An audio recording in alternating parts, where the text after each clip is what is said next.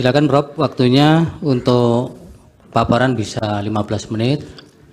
Nanti dilanjutkan tanya jawab 10 menit. Ya, majelis, karena tadi saya merasa keberatan, saya izin untuk mengundurkan diri ketika rekan saya Profesor Haritz akan memberikan penjelasan.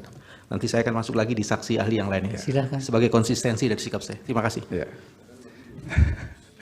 Majelis yang mulia, saya kira sebelum Saudara Bambang Wijayanto meninggalkan tempat. Sudah nggak apa-apa Pak Edi, itu kan haknya beliau juga. Ya, saya kira saya berhak untuk tidak terjadi karakter assassination karena begitu dikatakan oleh Saudara Bambang hari ini pemberitaan dengan seketika mempersoalkan keberadaan saya.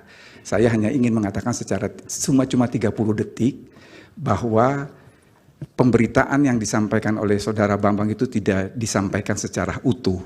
Pada saat itu Ali Fikri juru bicara mengatakan akan menerbitkan sprindik umum dengan melihat perkembangan kasus. Dan yang kedua, status saya sebagai tersangka sudah saya challenge di Pengadilan Negeri Jakarta Selatan dan putusan tanggal 30 membatalkan status saya sebagai tersangka. Jadi saya berbeda dengan Saudara Bambang Wijayanto yang ketika ditetapkan sebagai tersangka, dia tidak men-challenge tapi mengharapkan balas kasihannya Jaksa Agung untuk memberikan deponer. Terima kasih.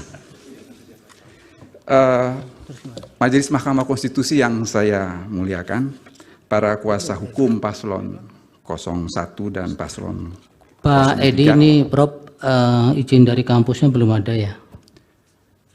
Kami tidak mengajukan izin, jadi memang langsung ke sini.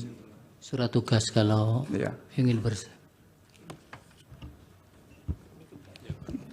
ya sudah, nanti keterangannya kami yang menilai karena ini bagian dari kelengkapan formal. Ya, baik. Ya. Silakan, waktunya diperhatikan. Download Tribun X sekarang, menghadirkan lokal menjadi Indonesia.